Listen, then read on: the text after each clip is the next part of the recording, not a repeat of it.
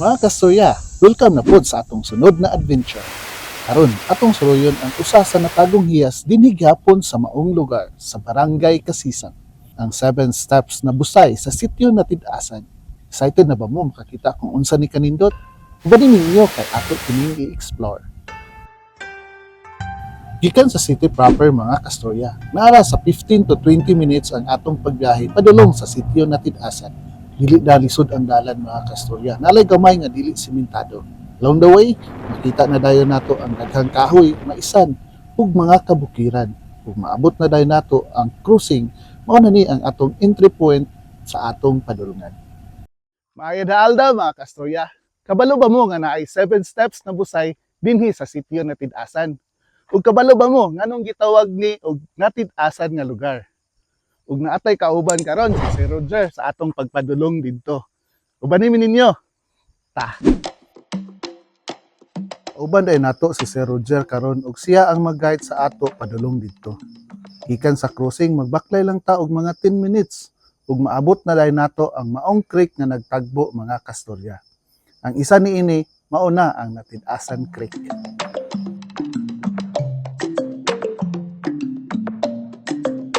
Mga kasturya, mga 10 minutos nga atong pagbaklay gikan dito sa highway, naabot na dinhi nga lugar. Kundiin nagtagbo ang duha ka creek. Sir, unsay ngalan ani nga creek, sir? Natid-asan kani nga tubig Natid-asan Kaning diri nga creek. kani kinulditan diri mo junction sa kaning kinulditan o Natid-asan nga river pero paingon na dito creek pero padulong to Natid-asan ang nangalan tanan kani natawag ni nga kinulditan kay sa una pa nga century nang nangagi naay tigulang sa una nang inganan og Sinay Kuldit Sinay Kuldit mo na siya ang kapanghimalan sa una nga panahon kung pantanawon niyang palad o dawtan ang palad sa usa ka tawo iyang kulditan iyang panahon sumpaon nga para mawala ang dimala sa iyang kinabuhi. So mao na day ni. Mao ni nanganan og In kinulditan. honor sa kagnay kulditan. Mao na ni kinulditan. So subayon nato din sir padulong sa 7 steps ba? Sige sir. Ato na ta. Mga kasturya, napunta karon sa Tid-asan Creek. Mao ni atong subayon para makita nato ang 7 steps na busay.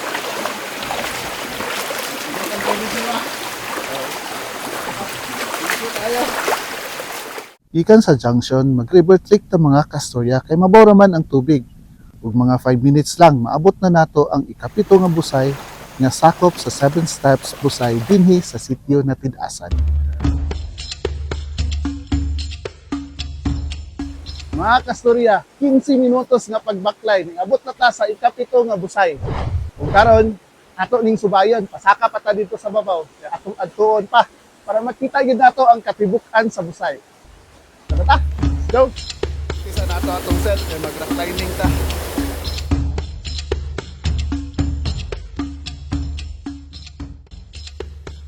Dili ra kaayo lagyo ang mga busay dire sa 7 steps mga kasturya. Kay gasunod-sunod ra ni sila. Mga kasturya, nakaabot na yun dinhi nga lugar. Unsa na ni daan ni sir?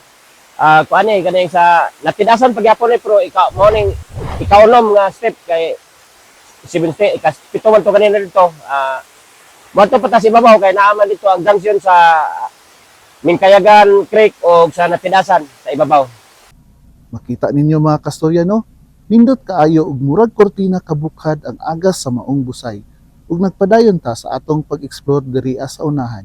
Ug makita na sad nato ang sunod-sunod nga mga busay.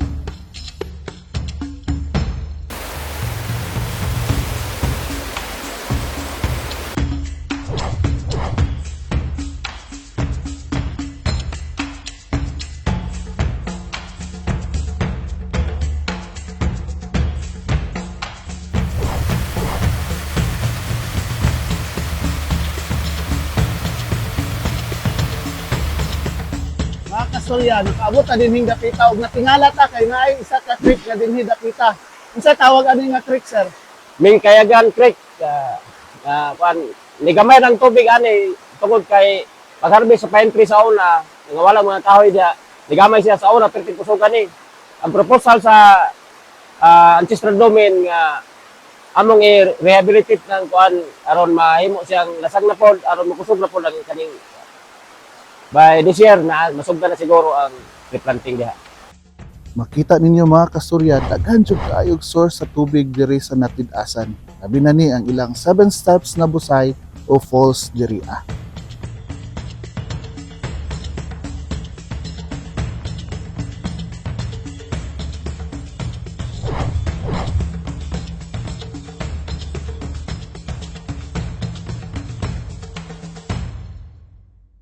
Natawag ni siya nga Natidasan, sa una adunay istorya ani kabahin sa mga mangingisda dire. Kay daghan pa mangingisda sa una nga panahon, di pareha karon minus na paitan na lang og tilapia makita dire. Kayo mang sa una daghan pa gid ang klaseng isda dire. Kanya kaning nagkuyog nga mga mangingisda nahi lang kauban nga isa nga hakog sa binukid pa asan ng pangalan ato mao si TD. Daghan kay busay dinhi mga kasturya. Gawas nga nindot, limpyo, bugnaw ug tin-aw pagyud. Ug siguradong makarelax ka dinhi palayo sa kasaba sa syudad. Ideal kayo ni nga lugar sa mga adventure seeker.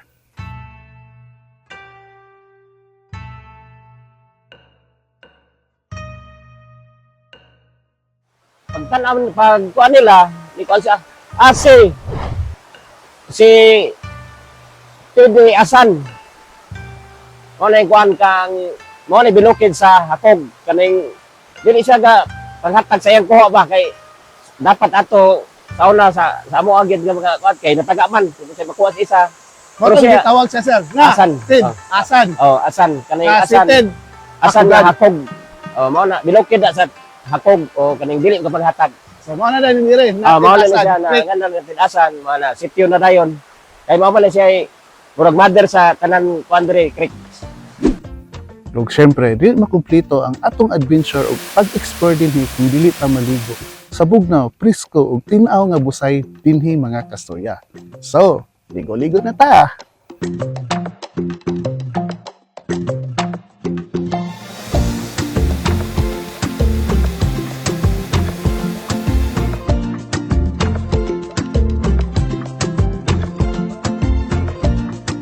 Kini nga lugar mga kasturya, dili lang ni adventure. Usapod ni kapahinomdom nga bisan sa sulod sa atong barangay naa tay mga hiyas nga pwede nato bisitahon, pagprotektahan ug ipasigarbo. So kung plano ninyo maglaag o gusto ninyo nga lugar nga hilom, natural ug puno sa kaanyag sa kinaiyahan, ayaw ninyo kalimti ang 7 steps na busay dinhi sa Natidasan, Barangay Kasisang. Hidden gem gid ni mga kasturya. Ayaw po ninyo kalimti, respetuhi ang lugar, dada ang inyong basura ug tan-awa lang, basin makaplagan po ninyo ang kalinaw nga inyong gipangita. Kung gusto mo anhi dinhi, kontak lang dayon mo kang Sir Roger. Kyle Stories po, salamat pong kay sa pag-ubay.